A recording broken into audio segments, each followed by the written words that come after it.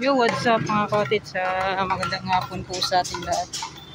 Yan, so mega shoutout pala sa lahat po ng mga solid supporters natin, solid viewers at solid subscribers.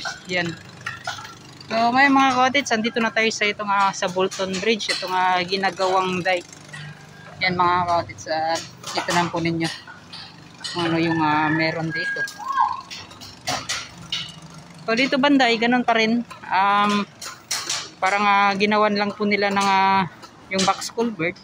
Yan, so magtutuloy-tuloy po yung paggawa nila mga kapatid hanggang doon sa unahan. Ngunit ngayon parang inuuna po muna nila yung sa dulo. Yan mga kapatid. So dito ipapagandahin din mga kapatid. Tito Tans TV. Oh, shout out to. Yan. Salamat sa mga nakakinig. Sige, maturo ko dito ron. Yan, salamat. Yan, so nakailas ata mga kapatid. So yun, at pupunta tayo dun sa dulo at titingnan natin ano yung mga nagawa nila.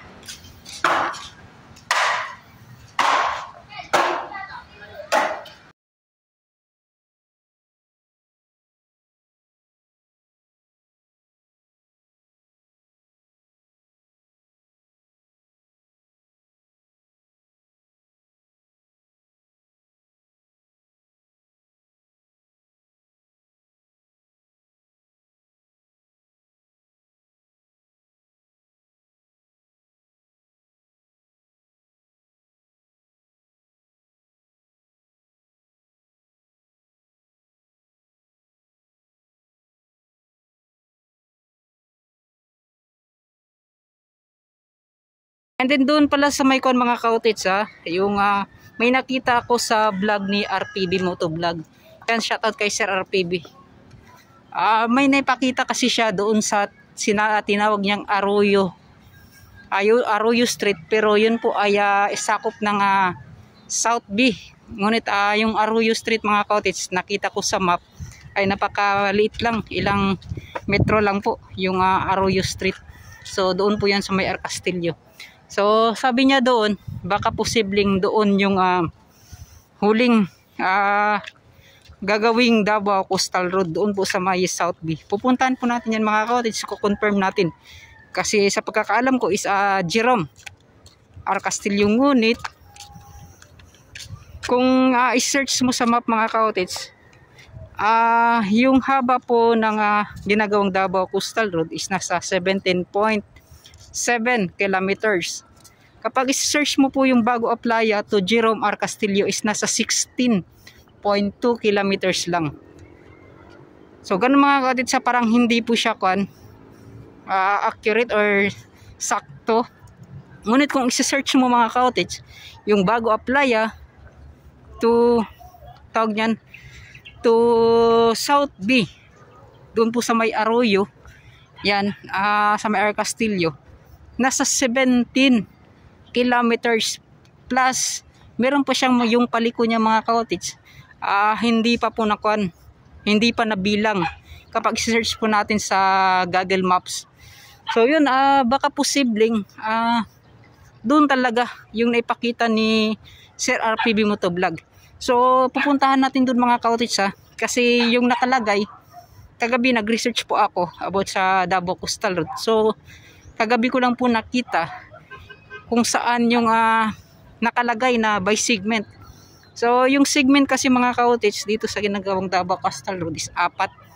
Segment A is Bago Aplaya to Times Beach. Segment B is Times Beach to Rojas. At segment C, Rojas Extension or Rojas Rotonda, so hanggang Santa Ana Wharf, segment C po yan. So yung segment D is Santa Ana Wharf hanggang sa Alcantara R. Castillo. So yun mga kautits, at doon ko na lang siguro papaliwanag ng maayos kasi yun nga po, hindi po ito yung natin, yung pakay. So yun lang mga kautits, kunting lang mga kautits, update lang, info sa ginagawang Davao Coastal Road. So yun, at pupuntahan natin yung nakuhang update ni Sir RPB baka sa linggo. Yan mga ka-outage. So dito naman tayo. Ayan o. Bawat pagbalik talaga natin mga ka-outage, itong daanan na to ay maputik talaga. Yan o.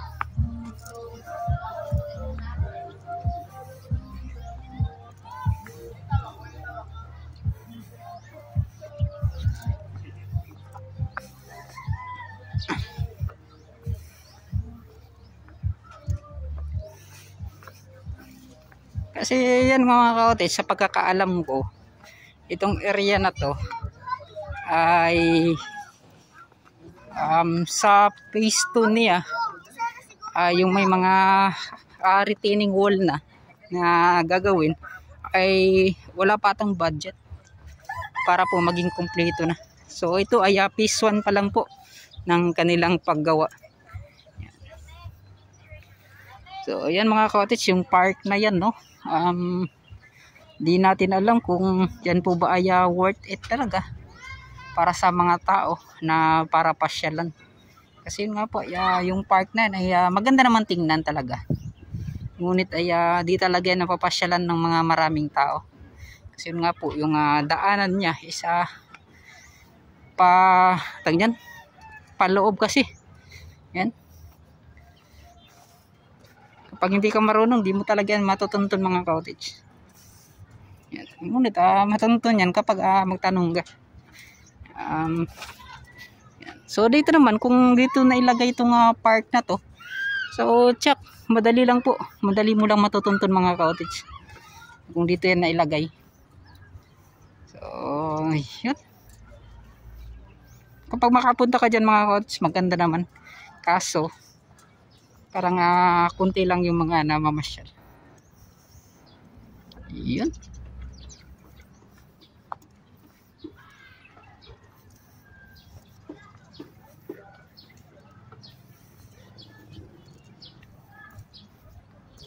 Paragas. So ito pala yung Paragas mga ka-outage. So marami daw health benefits itong Paragas na to. Yan.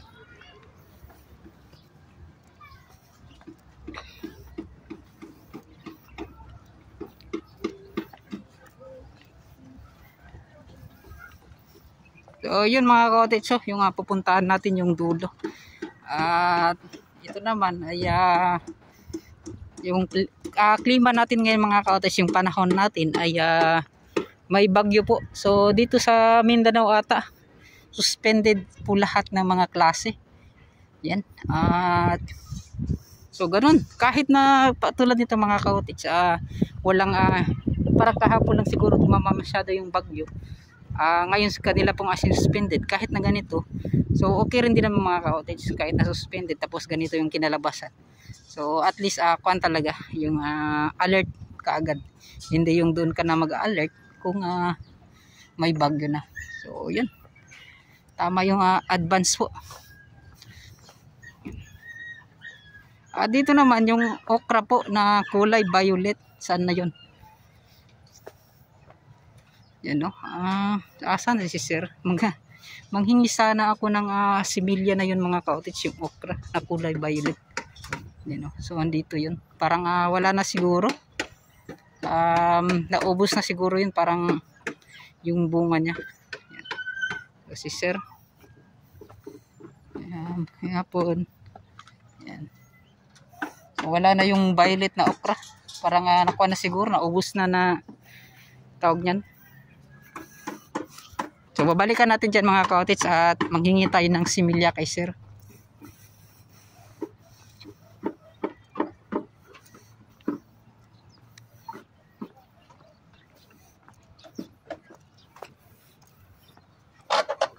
So yun,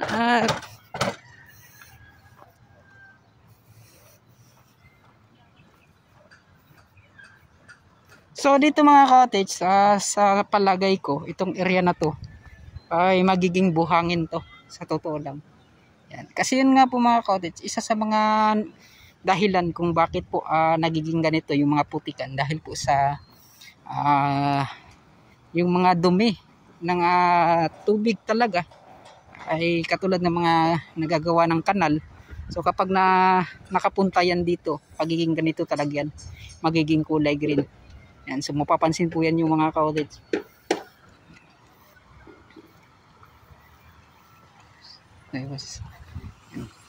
So ayan, katulad mga ganito mga cottage, yung labasan. So isa rin sa malaking tulong yung burnal na to, yung pagpundo po ng tubig dito sa loob.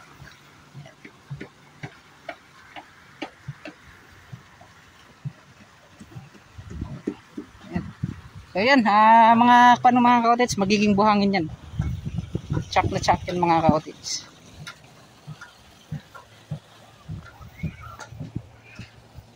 So dito, kita naman po ninyo yung parang nakikita na talaga yung pagkabuhangin niya.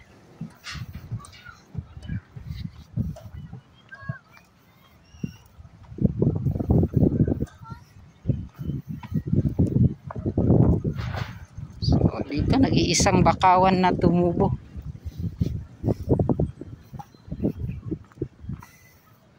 Ayan. Magandang pagpahingahan mga cottage.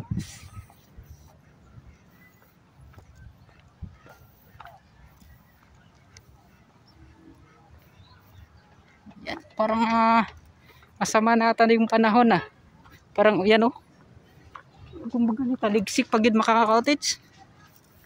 Ayaw gid taon, perting layo ara ba ni. Yun mga cottage, punta tayo doon sa dulo, sila sir.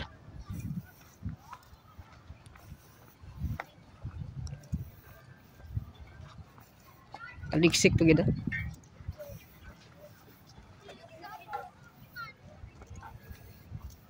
So yan mga cottage, ito putikan yan dati. At ngayon nakita niyo na po yung mga bato-bato at buhangin. So siyempre yung mga iba ng mga cottage, parang tingin ko dito po yan sa pagtambak tapos nahulog. Yan.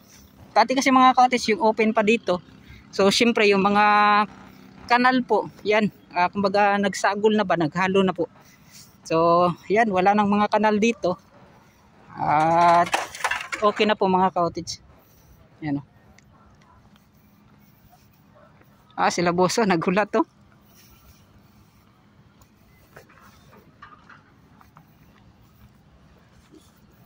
Yan. Yan, si boss ninyo diri mga cottage. Si boss ninyo. Wala si boss ninyo. Ay, sila sir.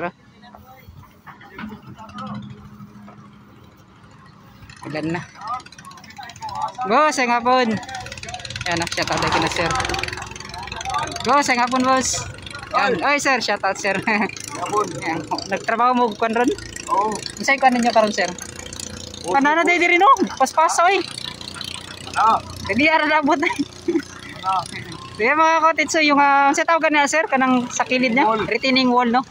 So napakabilis nandito ng mga cottage sa dulo ng kanilang boundary yan mga cottage. Sobrang bilis po nila magtrabaho. So ibang-iba talaga ito mga Vicente lang mga cottage na magtrabaho. Yan dahil sa dami ba ng mga trabahante ni sir, mga nakuha niya mga ayan mga cottage. Ay nagapala may gargaw para dili mga tagak-tagak. Yan, so ganun mga cottage, napakalayo ng ating nilakad. So murag pahuman na siya sir no? Turnover na ko na December 15 targetan na. Kanino? So pagka man sa retaining wall, murag tambak na lang gid siya sir. Tambak na supay na siya 1.2 1 meter. Para sa unsa na siya sir? Retaining wall gyapon. Supayan na lang siya, finish na niya. Yan top sa yang kuan. Diri or sa pikas? Diri pikas. Sa pikas na murag kuanan mo 1 meter ang kuan niya. O murag napana siya finish nga 1 meter. Top niya, top elevation. Pero murag kamo lang sir no, ang nainga na retingul nga taas no? Diri wala sa pikas. Ano pud kay na sir? Ang depende man guna sa design sa kuan, sa designer. Ay, Unsay ko ano, unsay na-aprobahan sa DP nga plano, mo po na mo ipa-implement. pero dire lagi sir, slope siya sir. Murag nag-ana siya. Wala pa na. Wala pa no? Dito murag na slope dito murag kan siya. Dito Sa inyo ano retaining wall na lang gid pagkabuhat. Depende ra man ko na pilay asar tama ng kwarta ba. Bitaw pod no. Pero mas gasto man ata ng retaining wall ninyo sir kay Of course, gasto na may reinforcement. bitaw no na reinforcement kay ito laha kay kamo diretso murag kaya Dito naman. murag sa riprap lang sir no ang pagkabuhat sa ila. Sa inyo murag bakal gid oh. Yan mga katis yung kaibahan so iba-iba pala yung mga plano na ginagawa. Kaya mapapansin po ninyo may mga park tapos yung iba na ganito lang. Yan, so nakadepende pala sa budget din. Pero wala na park diriya sir no. Napagyapon. Mabot gyapon. Simra man is gyapon sa atbang nga design. So kato mga katis. Kaya binako katong dito na dapit sa inyo. Dire na dapit. So magdisim gyapon ang mga panane, ang mga style or forma ning mga pan sa pagbuhat tanan. Magkapareha gyapon ang kaning pagkabuhat. So mura budget na lang gid siguro ang concert no. So yun. Mga parusa lang gani kwat niya dire mura duha ka semana o tulo. Tulo no. Yan mga kautis kita naman po ninyo napaka bilis po ng kanilang pagkatrabaho dito. So katulad din ng Vicente Lau talaga doon sa Mayar Castillo. Ganon din magtrabaho. Napakabilis. Yan. So ibang-iba talaga itong Vicente Lau mga kautis. Kay kung nagid ako nga kanin sir no kay mga makasulod diri dali ra gid kay labi ng mga balas nga gamay ra. Dali ra kayo na makasulod nalagi ang susunod nga insakto. Bitaw no. Dali ra kay trabaho. So markang inyo dire murag ginagmay nahinayoga ka dire. Gamay nga project. Dako budget Bitaw no. Para itong mga accessories na lang gikuha nyo sa inyong bankhouse sir. Bankhouse sir. Murag ako ginag-budget nga nakuha dira sir no. Na kanyo dira. Renta man gid mo dira sir no. Renta. Bitaw no. Tapos 60,000 ang bulan. Tapos pila ka Dito tuig mo na. sa atbang 60,000 gyapon. Grabe no. Dako ang gidig budget. Renta lang mga kautit sa yuta lang na Sayo ta lang na. Tapos sila pag napatag na panindot pag nila. Gustuhan pa gina. Bitaw no. So nakapanjud ang kanang tag di sa yuta sir no nakakwarta gid sila. Nakakwarta gid sila. Pero mao gid na part gid sa trabaho sir no. Wala untay kuan. Bitaw. Part na siya sa expenses. Bitaw. So at least dili pud nimo rentahan wa pud kay agyanan. Bitaw no. Perting layo akong diri ka sa sulod mo agi sir. Kuan gid kayo. Murag hasol na. Hasol gid kayo dayon ang kini pud diri kung mag-barging po ka, pwede man ka mag-barging pero imong barge na di bang silbi diri. Babaw naman ganin suba. Mukhang gisa sir no Sakyan kay bangka dinhi. Bitaw no. So pwede nda ko mag-barge mo sir no. Pwede, naman may barge. Bitaw kay dito bot sa kan nag-barge man ang gamit ito sa Coastal Road sa Castillo. Nag-barging pa sila dito Yan mga kapatid. Pero ang problema, ang barge dinhi Sagyad. Masagyad. Babaw naman kayo ang suba wala na may dredging. Mao. So yung mga kautis pero at least napakabilis talaga ng trabaho mga kautis. Dati parang wala pa sa kalahati nitong pag-retaining wall nila ngayon. Dito na sila So boundary naman ninyo sir no? End niya. Beginning man to dito to mo end. Dito ang sa kuan niya. So yan, tambak na lang tapos 1 meter sa tagana kanang retaining wall. Extension pa nila mga kautis para yan ang leveling yan nana dia. Nasa house. So, yan mga kautis, ganyan po gumawa si sir. Kita na po ninyo mga bakal. Kanang bakal gyud mga kautis, kasagaran mo di ba gina-check man gina sa DP sir mga bakal sir no. Kailangan gyud makita, makagawas gyud na siya. So, walay ko mga kautis, kumbaga walay di ka magbahay ba. Sakto gid kayo. Sobra-sobra pa gani siguro na. Sa kaning sa bakal gyud. Ang mga lawan sana nanay preparation daan para sa splicing 1 meter. Para kung next project ang magsumpay dili na maglisod. Bitaw po. So posible sir nga dili kay kamoy mo kanana mo tuloy-tuloy sa trabaho. Depende na makuha gyapon ninyo. Kung asa award. Bitaw po no. Indot man pud mo sa man yung pag-reprap sir, indot kay nya pag-reprap kay murag so akon gid siya ba. Amis ba? Amis kayo. So yung mga kautis makita po niyo lalong lalo doon sa unahan yung sa Sa gilid po talaga ng Bolton Bridge. Sila kasi katong pan niyo sir, box culvert niyo wala pala gito na kan Oh, dili pa na siya matrabaho kay access road man na muna. Og trabaho na siya, masira man ni. Mao sir no. Oh. Ulat sa gina siya, ulat sa gina siya og mauman ni. Pagkauman na ni, turnover ni after December, possible first week of January dito na focus. Oh, bitaw no. So kung pagkahuman ani, so wala na may kuan ani, wala na may kuan ani sir sa diriya. So kanina lang gid ang inyo. Tamakan na lang siya. Dayon pisunon, umako dito na lang may pull out pagawas na. So kadto na. Mga kaotit sa nakita lang po niyan. Ha? Ito sa nagpunta nagprepara. So, ayan mga kaotit na rinig natin kay sir.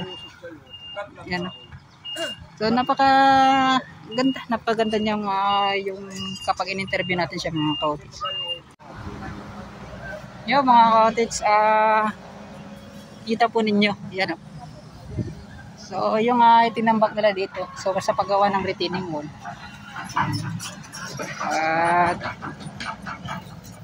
Tapos na po. So, yan po mga cottage. Sige po. Yan. So, mag-extend pa yan sila ng 1 metro. Yan. So, hindi pa po yan tapos. So, pagkatapos nito mga cottage ay ito turn over, ngunit hindi pa rin tapos mga cottage yan, kasi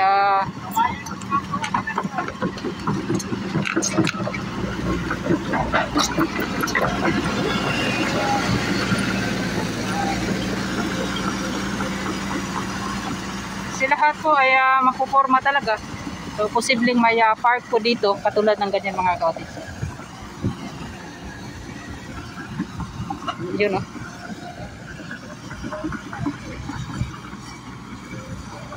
malaking tulong din yung backhoe. Bawat daan po niya mga cottage kumbaga murag mulubong ba.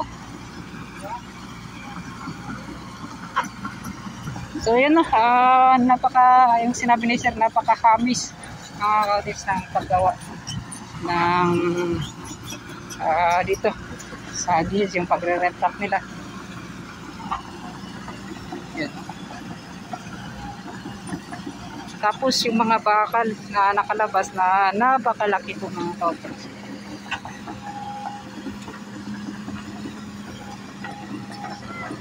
Yung mga ibang tinibag na mga bato dito mga cottage inilagay na lang po para matambakan yung sa baba. Tapos yung paglagay na nila ng lupa ay pundasyon din yan. So makapagbigay ng parang para mas matigas mga cottage ba.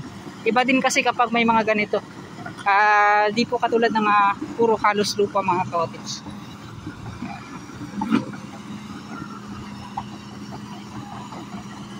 Meron mga kahoy dito mga cottage na tinapunan na lang.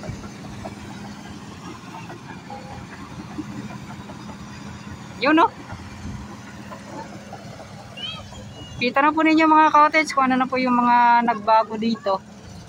Yan. So, marami-rami din kaming nakakwentuhan ni sir. So kanina pala mga cottage alas 7 ng umaga may nakuha daw patay doon. Yan no. So nasa video ni sir yun kanina. Ano, maganda siguro kung nahingi ko kanina yung video na yun. So nahiya kasi ako. So itatry ko kanina mamaya mga cottage.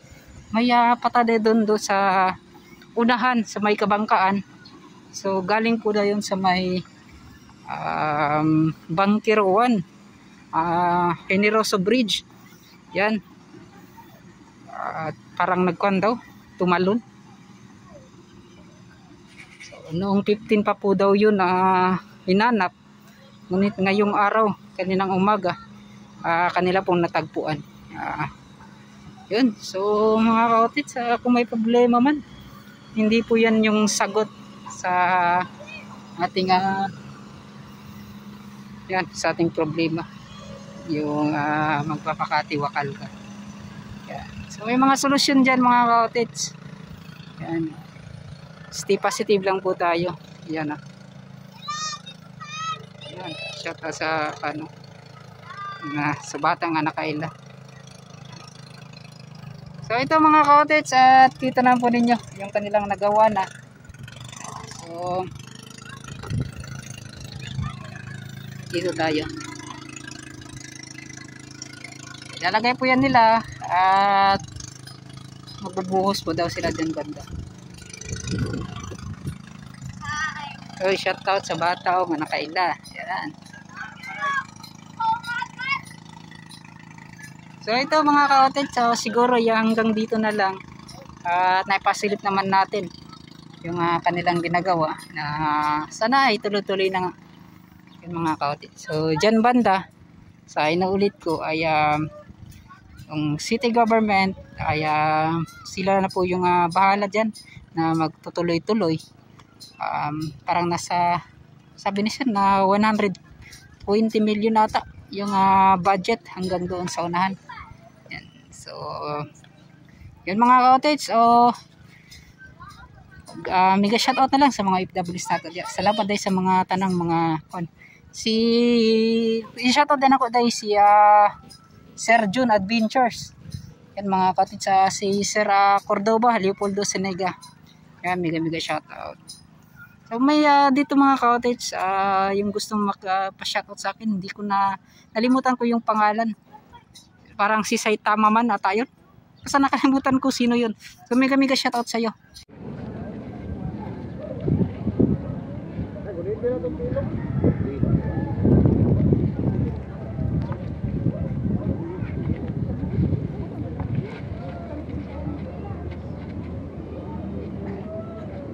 Diyan ay mga diyan mo aging patayo.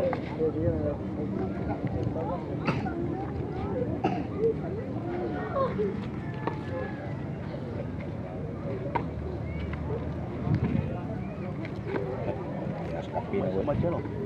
Ini kapi ba. Awak mo dia. Awak dakinin nyo, dakinin.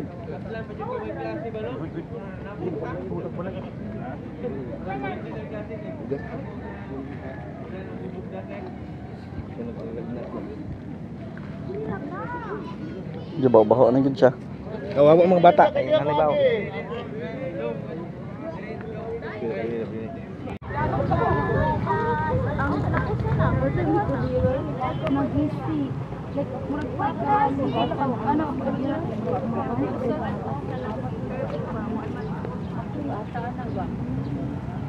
Lin, awas tara Lin.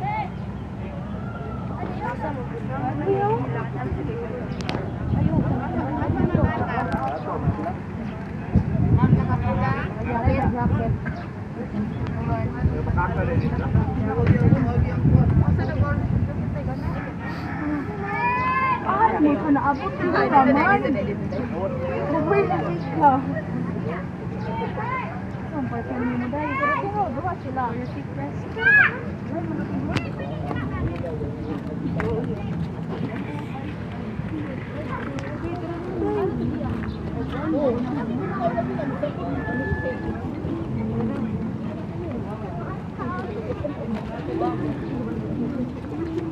Ay, sorry. Nagulitan ng kahoy. Maho na ba yun? Maho na.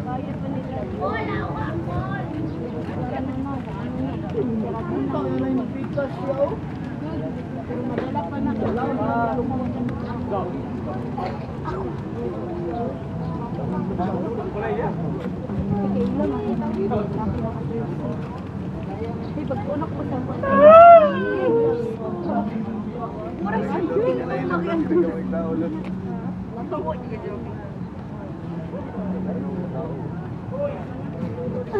Oy, Bonjeng, sundin na lang. Tungundor lungon.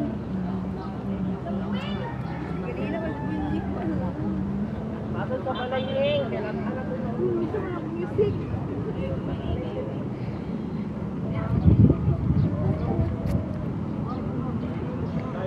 Makumata.